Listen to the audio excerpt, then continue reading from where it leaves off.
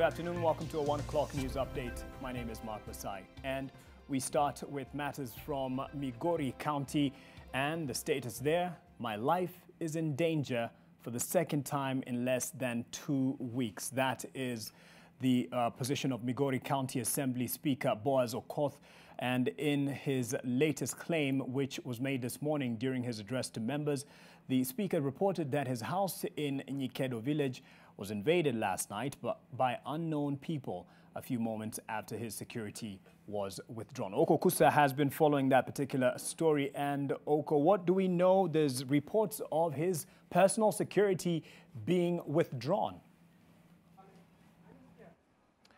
Yes, Mark, according to the speaker, that happened last night at around 10 when his security was withdrawn. Actually, he's talking of one officer who has been assigned to him by the government, and that is the officer that was withdrawn yesterday. His attempts to seek clarification from the authorities why that particular security officer was withdrawn. He says that he was told that it's procedural. That is according to the police this morning, that it's procedural, and at the same time that the instructions came from above. So he really couldn't understand who exactly issued those instructions that his security should be withdrawn. So that, according to Boaz, who has just recorded a statement at the Migori police station a while ago, he was addressing the media there, saying that last night again, his house in Nyikedo village, as you've mentioned there, was also attacked or invaded by unknown people, but they were repulsed by security dogs.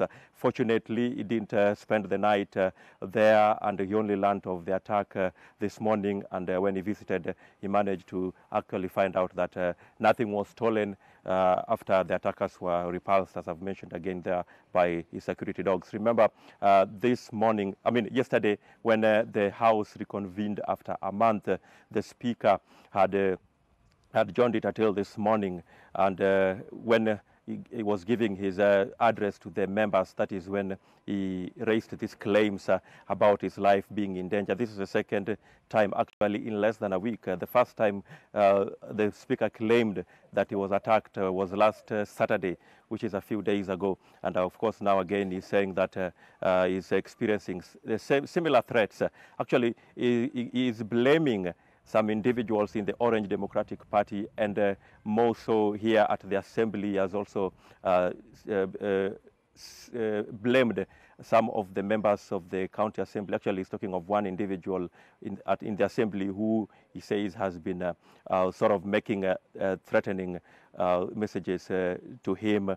And of course, now he's saying that he's being accused, actually saying that that individual has been spreading word out there that is the stumbling block as far as the Obado impeachment motion is concerned. And that is why he thinks that there are people, some individuals in the Orange Democratic Party who wants him out of that particular seat so that this particular impeachment motion can sail through. So those are the developments coming out of Migori County Assembly as far as this particular impeachment is concerned, and we'll be keeping you informed of the ongoings here in Migori as they unfold. We are looking at a situation where this particular motion is likely to be tabled next week. That is the report we are getting, that it is likely to be tabled next week. But of course, we'll get to the bottom of all this and inform our viewers of what is really happening here. Back to you, Mark. Okusa, thank you very much for the drama that follows. The attempt to move a motion of impeachment for the Migori County Governor, Okoth Obado. And of course, we know the session yesterday was adjourned on grounds of there being too many MCAs within the Assembly, the County Assembly, and on the COVID-19 rules and regulations, they saw it fit to adjourn. A lot of drama following this particular attempt of the impeachment, more to follow. And speaking of drama, the Ethics and Anti-Corruption Commission, EACC, detectives are currently conducting a raid at the Kenya Medical Supplies Authority headquarters located in Nairobi. Let's give you some live pictures right now. The premises gates have been locked and no staff is being allowed to leave the building.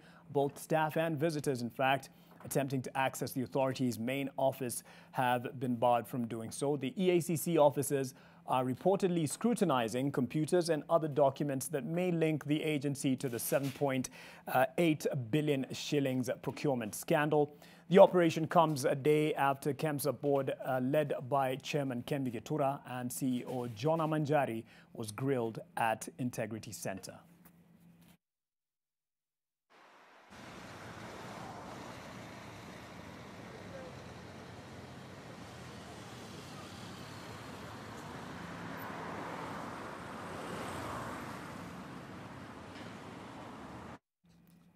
We'll get more details on that as the officials from the EACC finalize on their raid at the Kenya Medical Supplies Authority's headquarters in Nairobi. To weather conditions now, the heavy rains being experienced in the country has led to displacement of families living along the shores of Lake Turkana and the destruction of property. As Judith Chirono, beg your pardon, reports, locals have been warned to expect more floods in parts of the country. Several families in Turkana County living near Lake Turkana have fled their homes after the lake broke its banks due to the ongoing heavy rains. Animals and property have been destroyed by the raging floods. Some of the hotels are already inside the water. You know, those people have lost businesses. County officials say the overflowing lake has affected fishing in the region, a venture that most residents have been relying upon for food and business. The county further says this is the first time in over a decade that the lake has broken its banks, a situation blamed on climate change. Familia imekwaza pale akaa. Unaona hata wengine ndio wanakaa kwa miti. Ni hapo tunaishi tu. Tulikuwa tunauza duka inaenda mzuri. Kila kitu kinakuwa mzuri. Lakini saa hii watu wote wamehama, hakuna vile wananifikia. Residents say that the lake is pushing them further and further inland, displacing them from their land. They are now appealing to both the county and national government for assistance. Judith Chirono, NTV. The Supreme Court has warned individuals who challenge ongoing court cases in a higher court even before the cases have been concluded. This frustrates the court process, and one such incident is a murder case involving Joseph Waswa, who became infamous for having impersonated President Uhuru Kenyatta. The case has stalled for 6 years. Joseph Waswa is a man of questionable character. He finds himself in the dock of a city courtroom for allegedly having impersonated the president, a mission that gained him 10 million shillings from unsuspecting Samia Africa chairman Naushad Merali.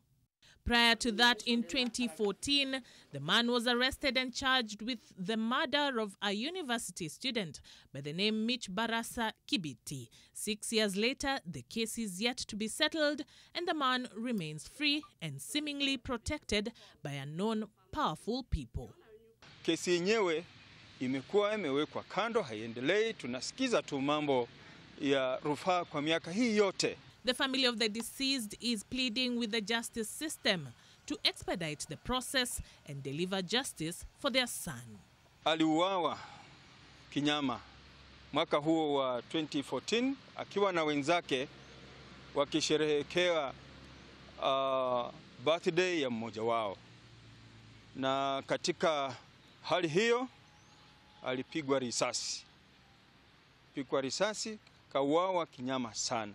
Jambo ambalo kama familia limeniletea uchungu mwingi moyoni mwangu. Waswa engaged in power play during the initial stages of the case that was being heard in the Bungoma law courts. He showed up in a fleet of cars accompanied by over 10 bodyguards. This alarmed law enforcement, prompting officers to conduct a search for illegal firearms. Today, the Kibiti family is struggling not just in the effort to find justice, but also they fear for their security. Usalama wangu, ulinzi wangu, nimekuwa katika hali ya wasiwasi mwingi mno. Gharama ya kuzunguka kufanya kesi vilevile imekuwa juu. This is a trial that will have been concluded within 1 year or 1.5 years. So I think the Supreme Court has aptly captured that issue. They, however, know that life must continue, albeit grudgingly. Charity Mwangi, NTV. The Masai Mara wildebeest migration is no doubt a sight to behold. Although this year's migration has seen much lower turnout due to the COVID-19 pandemic, it still doesn't take away from the beauty of this natural phenomenon. But at the Masai Mara National Reserve, as they struggle with dwindling income, it is also facing a much bigger problem of encroachment on migratory routes. A video on social media has put a camp alleged to be Marangeche in the spotlight for not only sitting on a migratory route, but also forcing the migrating animals back into the river. Helen Aura has that report. In this video, wildebeests are seen crossing the river, but the journey across is interrupted. Guards from Marangeche camp, which is adjacent to the Mara River, are seen chasing away the wildebeests that had crossed over, forcing them to either reroute or return to the river. Now they come back from the camp, look. With the wildebeest migration being a wonder of the world and a tourist attraction, this has drawn concern as to whether the Ngeche Mara camp was illegally constructed and why it was allowed to sit on a migratory path. Tourism CS Najib Balala has also raised his concerns on his Facebook page and said that he has already spoken to Narok Governor Samuel Tinai about the matter and that action will be taken immediately. Governor Tinai also says that the matter is being addressed but not specified on which action will be taken. Helen Aura, NTV. As doctors in Embu County 7 days strike notice lapses today, nurses in the county have also vowed to down their tools as well over several grievances that include non-remittance of statutory deductions amounting to 400 million shillings. This follows a 21-day strike notice issued on August 19th of last month, which which also lapses today without any of their issues being addressed. The nurses say they are receiving messages of loans default from banks after the county government failed to remit their money. They also warn that they will have no further negotiations with the county government until their grievances are addressed and are urging all the patients seeking treatment to do so at private health facilities.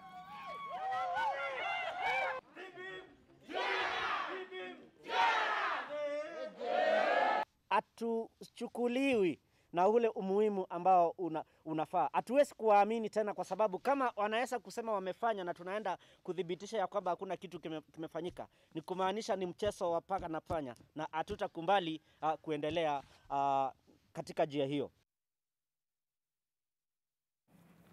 An infant from Karochoi village in Nambale, Busia County is nursing injuries at Busia Referral Hospital after allegedly being burnt by the stepmother.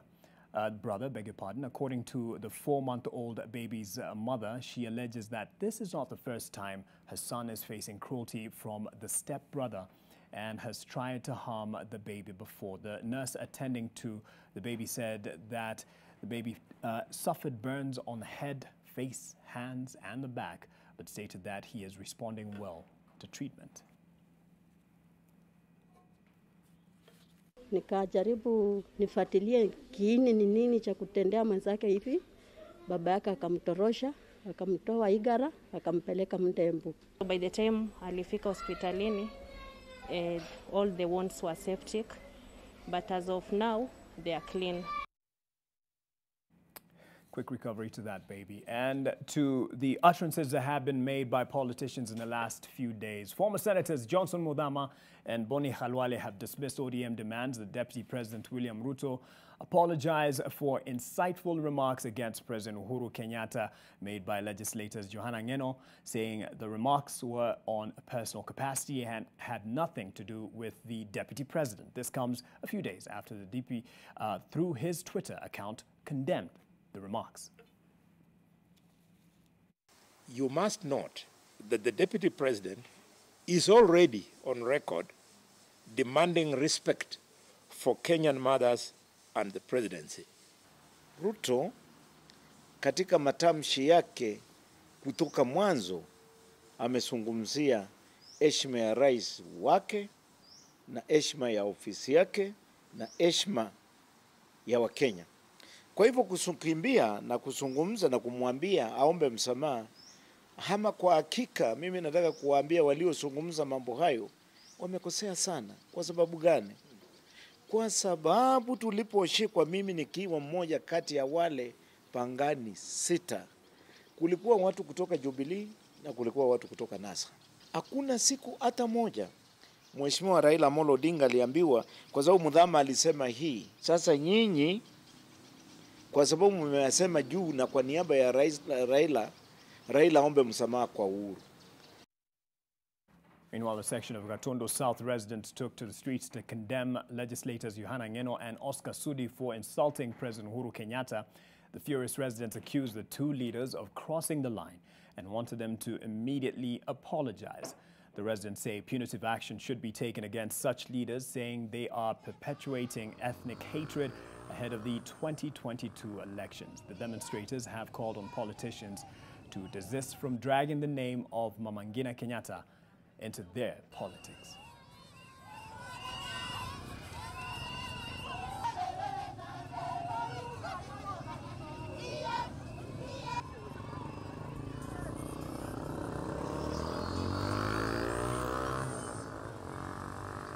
Na shosho ni mzuri, hatutaki hiyo mambo ya shosho kutuziwa. Lakini wakati huu tumesema tunyamaze, rais wetu wafanye kazi na heshimiwe. Tumekasirika sana na tumekasirika sana, tumesikia vibaya sana kama wana Gatondo. Muachane na taifa yetu, mgoje siku ya siasa, mseme vile mtasema, na tunasema sisi kama wenye Gatondo tunakataa na tunakataa kabisa. From those condemnations, here's something we can celebrate in case you are a marathon lover or just would want to celebrate our very own. Your favorite channel, NTV, will be airing the 40th edition of the London Marathon live on the 4th of October. Nation Media Group, through its platforms, will be covering the build-up all the way to race day next month. World record holder in the marathon, Eliud Kipchoge, who will be competing in the elite runners-only field alongside Kenenisa Bekele of Ethiopia. Here's some highlights. Our rallying call to Kenyans is let's go Kenya. And anywhere you are in the world, when you just say let's go Kenya, most likely even if it's not a Kenyan that's seated next to you, they shout back at you, let's go Kenya, let's go. And so for Nation Media Group, it's the value we place at celebrating our athletes. We will be delivering the London Marathon to you on 4th of October this year across our NTV platform in Kenya and NTV Uganda in Uganda, and also on nation.africa. So thank you for actually for hiring this thing.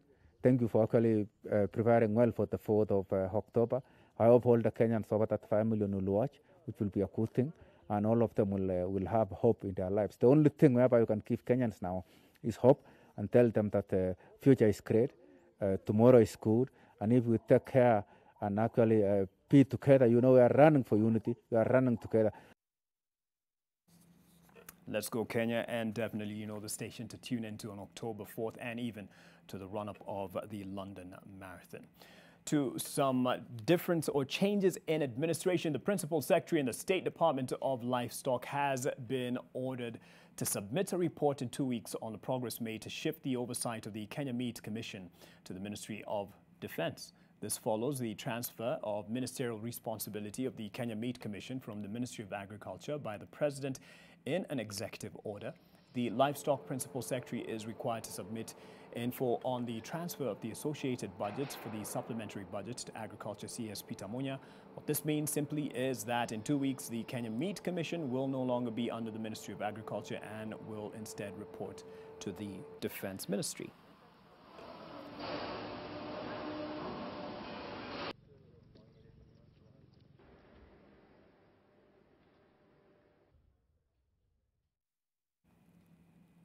The Cooperative Bank of Kenya has signed a 500 million shilling financing with leading fertilizer company Yara East Africa Limited. This new venture is aimed at facilitating Yara fertilizer distributors across the country with a dedicated kitty to support them purchase and restock their outlets. The distributor finance scheme launched is a 5-year partnership that kicks off the 62 million shillings being released immediately to the Yara fertilizer distributors who have already applied for the scheme, which will enable distributors to increase their stock to meet the high demand for fertilizer during during this short rain planting season and beyond. In addition, the distributor finance scheme will enhance fertilizer access by farmers, hence boosting the much-needed food production in the country. The distributors will enjoy negotiated banking terms with a disbursement fee of 2% being the only charge.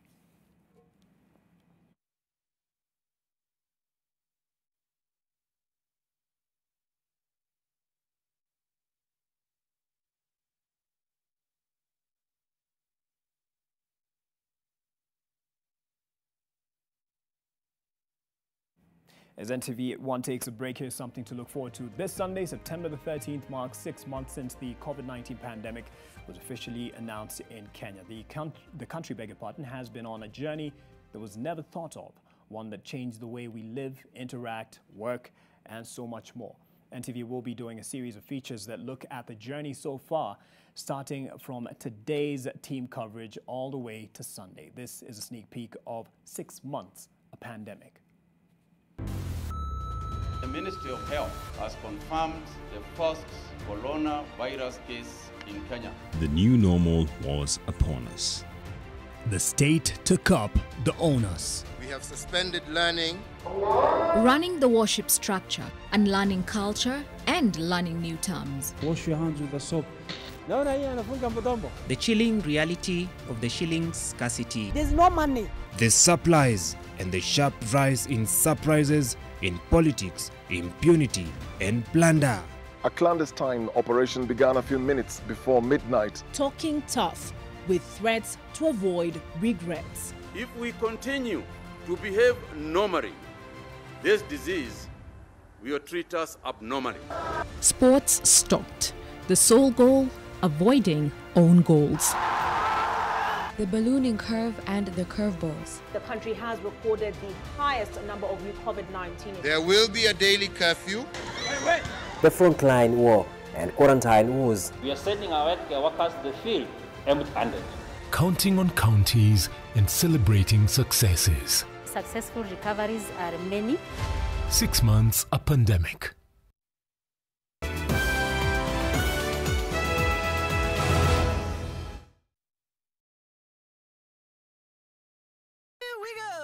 It's time to kickstart your smart and give your brain a mega boost with DSTV. There's oodles of mind-blowing channels for kids young and old. That's amazing! With shows by the zillion for every household.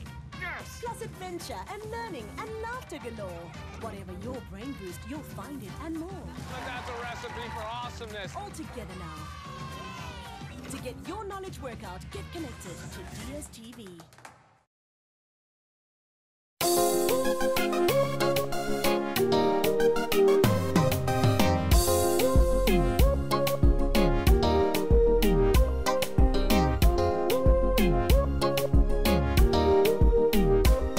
Guys, unajua ukikula supa moja utakuwa na superpowers?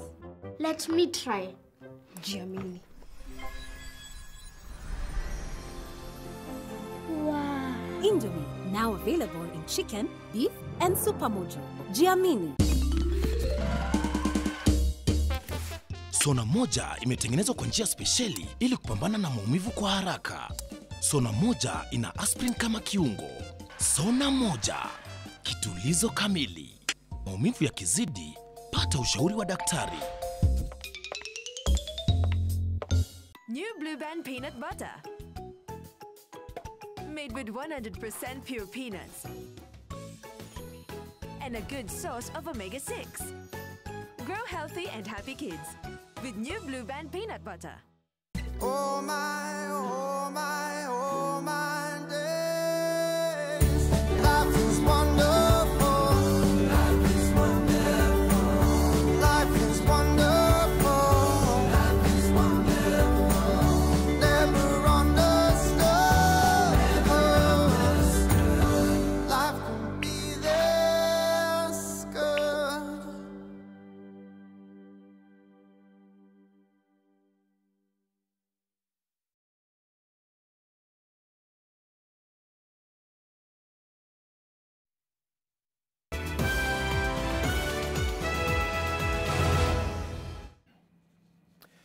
Welcome back. Now to the pharmaceutical company AstraZeneca, which says it has voluntarily paused a randomized clinical trial of its coronavirus vaccine in what is called, or it has called, a routine action after a volunteer developed an unexplained illness.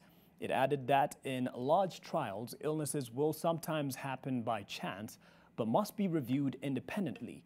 It was not immediately clear where the patient was or the nature and severity of their illness. AstraZeneca is one of 9 companies currently in late-stage phase 3 trials for their vaccine candidates. In the United States, the company began enrolling 30,000 volunteers across dozens of sites on August 31st. The vaccine, called AZD1222, uses a weakened version of a common cold-causing adenovirus that has been engineered to code for the spike protein that the novel coronavirus uses to invade cells. After vaccination, this protein is produced inside the human body, which primes the immune system to attack the coronavirus if the person is later infected. AstraZeneca is developing the drug alongside the University of Oxford and is a frontrunner in the global race for COVID-19 vaccine.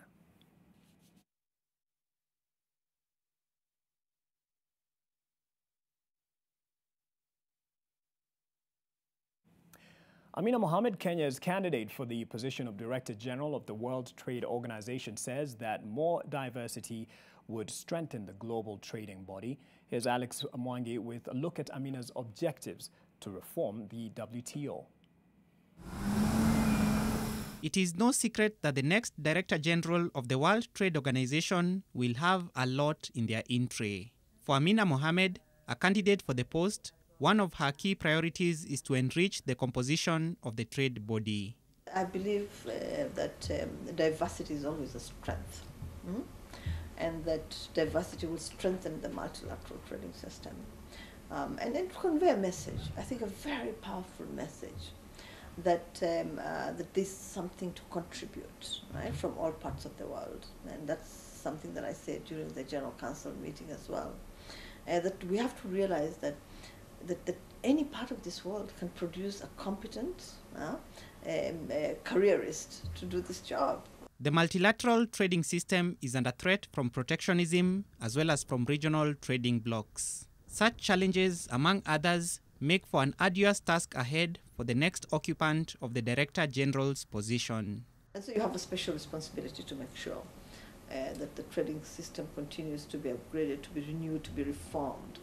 And that multilateral trading system is going to help us recover from the effects of the pandemic, even as we move forward. I think that if there are trade tensions, they must be resolved in the WTO. I'm totally convinced about that. I know that there have been other tensions in the past, and they're all resolved within the WTO framework. So if it's a trade dispute, it should be resolved here. And it could be a result of, again, the absence of rules. It could be as a result of the weakness of rules. It could be as a result of, wanting to go into new areas and struggling to put, a system in place for that. But I think that those need to be resolved here. Amina Mohammed served as the chairperson of the 10th Ministerial Conference of the WTO that was held in Nairobi in 2015. That, among other engagements in global trade diplomacy, put her in good stead to clinch the job. Almost my whole life, has prepared me to do this job, because I've spent, I think, a quarter of a century only working on multilateral trade, from being the Minister for Trade and Foreign Affairs to being the ambassador here in Geneva. There are 7 other candidates vying for the top post after the exit of Roberto Azevedo a year from the end of his 2-term tenure. Alex Mwangi, NTV.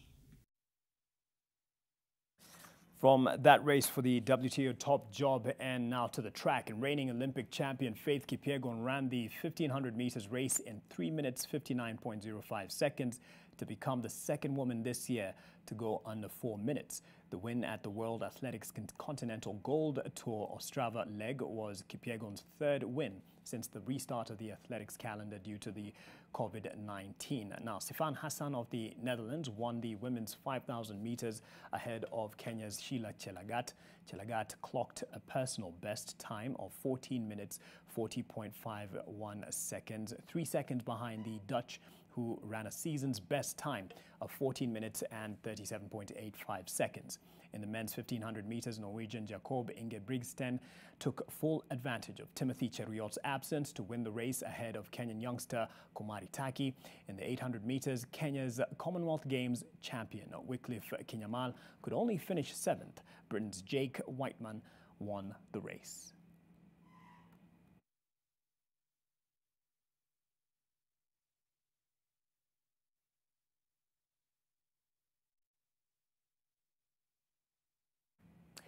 Cristiano Ronaldo scored a stunning brace to take him to 101 international goals for Portugal in a 2-0 victory over 10-man Sweden in the Nations League on Tuesday. Ronaldo broke the mythical 100-goal mark on the stroke of halftime for a memorable milestone in his trophy-laden career.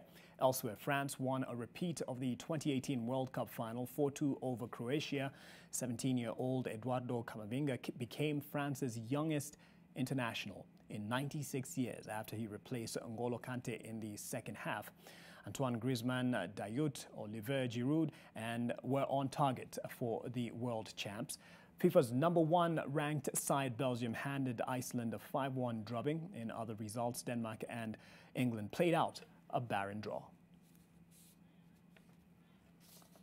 And that's it for NTV at 1. Thank you for watching and stay safe. Good afternoon.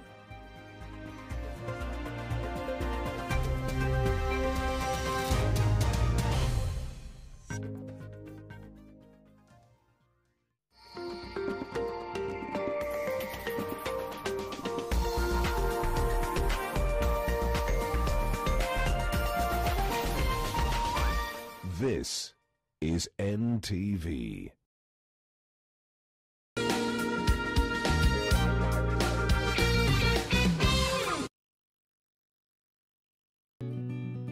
I help women find independence by training them in fish farming. It's tough on my back, joints, and can cause headaches. Panadol Extra relieves multiple types of pain. If symptoms persist, seek medical advice. Listen, I have information on Mom's location. Really? It's... Salvador's there. If I were you, I'd wake up to the truth. Your husband is long gone, and he's replaced you with a woman that he truly loves. I am Samantha Del Mundo Ojeda, and I don't back down from any fight.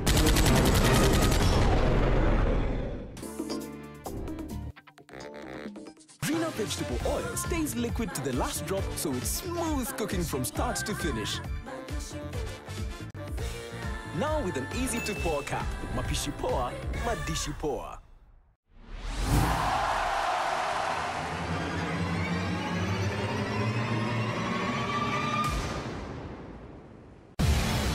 This week on Lit 360. I have a very strong relationship with my fans. So you're married to the music? I'm married to the music. Your art? Not right now, but probably I might walk out of this place with a wife.